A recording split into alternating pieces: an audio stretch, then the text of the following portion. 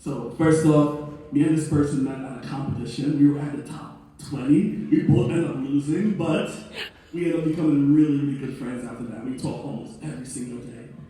Eugen, it's all yours.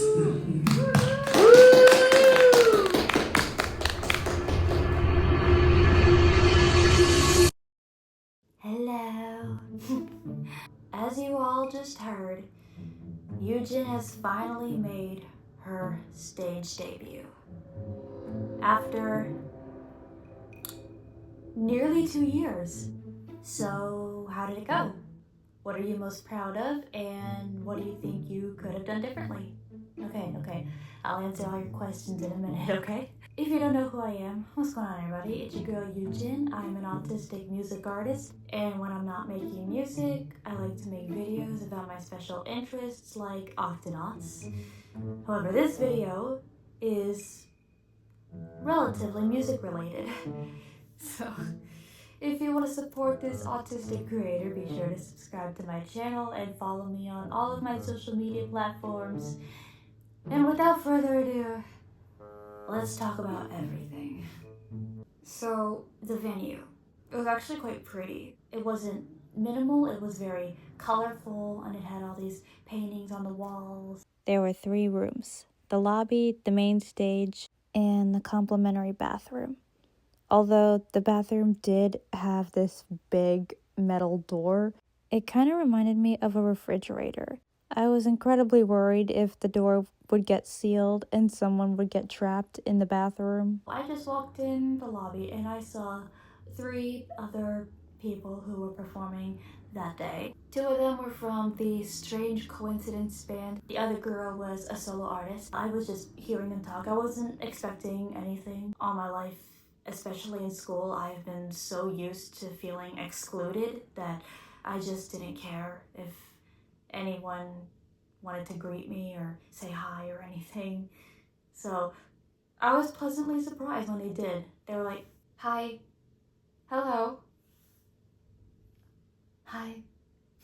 A lot of pressure is put on you when you're the opening act because you are in charge of making sure that every single person who paid for a ticket stays, that they want to stay, and that they're invested in everybody else. And if they don't like you, they don't like everyone else. And who takes the blame for it?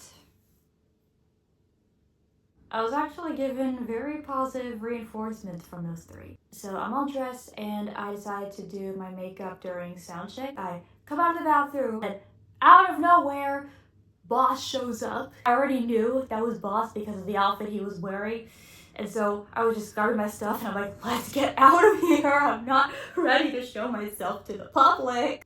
I was kind of embarrassed and intimidated. It's really different when you meet someone on a screen versus when you meet someone in person, because on the screen you only get a glimpse of their personality when they press record and they just don't even know you exist most of the time. But in person, you know everything about them and you have proof because they're showing it to you. So I went back to my little dark corner and started on my makeup. Boss comes up to me and then all I can think of is, oh gosh, he's real. He's actually real. He's actually talking to me. And honestly, I kind of thought that sound check was gonna be like this military base boot camp style with drills and blowing the whistle. Do this, do that, no, you're doing it all wrong. But it turns out it wasn't like that at all.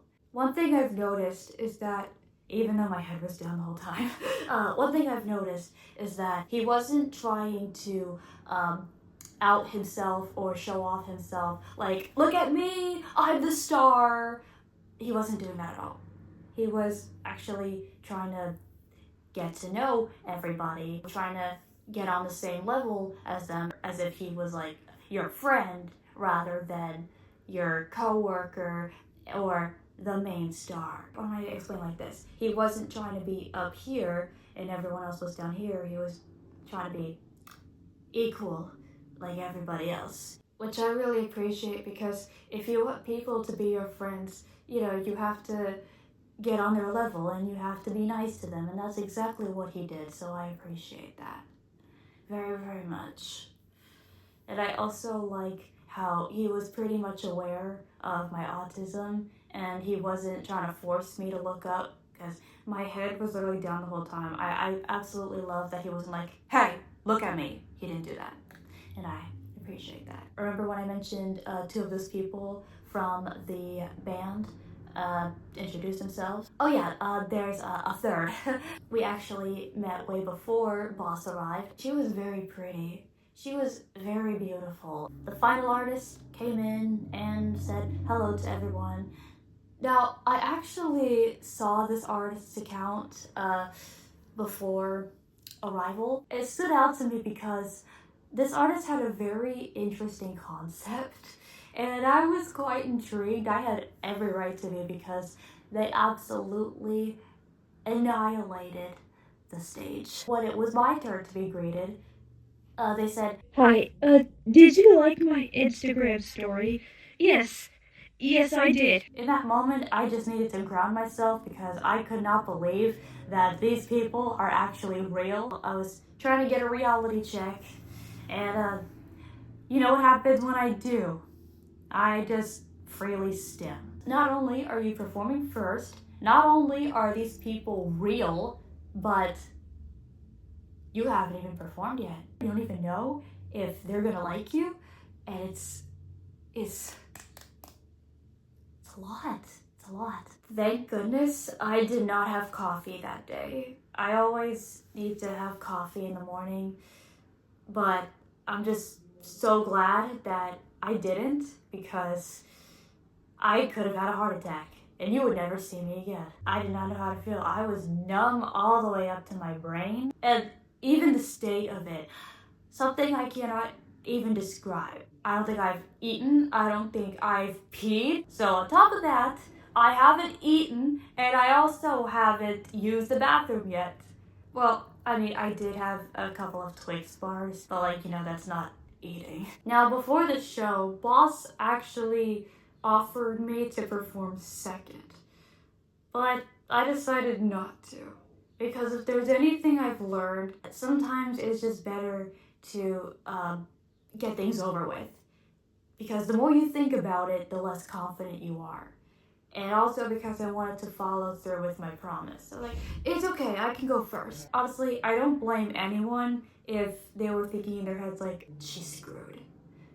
We're screwed! I don't blame them. As soon as I stepped on the stage, I feel like everything just went dark. Everything just faded to black. But then I was able to snap out of it. The songs I performed were Angel and Spectrum. Angel is actually my second most popular song, and Spectrum is a song off of my EP, Spectrum, the one that I just released. I actually do have a most popular song, and it's my debut song, Banshee, and it's the song that my family wanted me to perform desperately, and were so shocked when I told them that I wasn't going to be performing that, because here's the thing. I didn't perform Banshee because that's what people would expect me to perform. Everyone would be expecting me to play Banshee, my most popular song, but Banshee does not represent me as a person.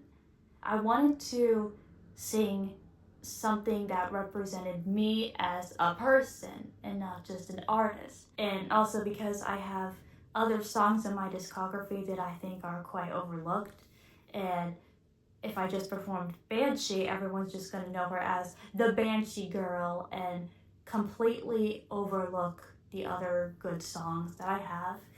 I mean, BLB is by far my favorite song of mine. Maybe I'll perform it on my second stage, but the point is I wanted to perform something that represented me as a person. Oh, and also because there was another artist doing a similar concept. I didn't want to perform Banshee regardless before I discovered this artist, but that completely guaranteed that I wasn't going to perform Banshee because I could not compete. There could only be one dark queen in the house, and it was going to be them. so I just backed down. They didn't do anything wrong, they were just too powerful. I think the performance went very well, everyone loved it.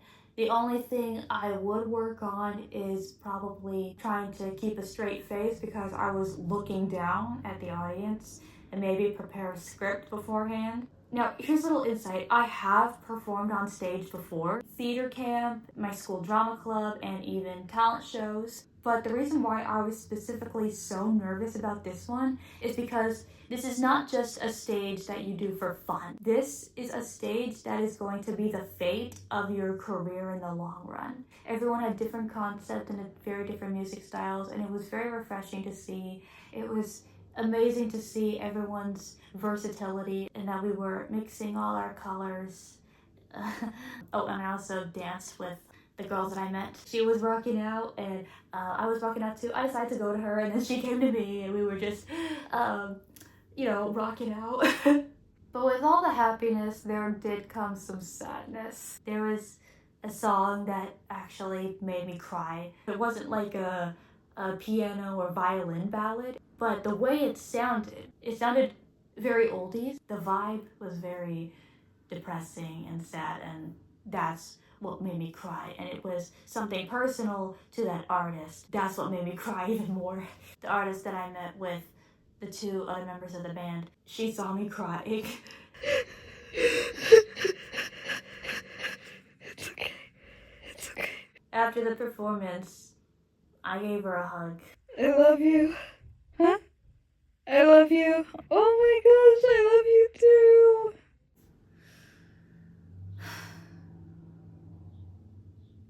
Probably one of the best nights of my life. Or should I say, the best night of my life. And I'm still pretty sad that it's over. Also, even more sad that I have to wait until the next tour until I can perform again. But I'll be back.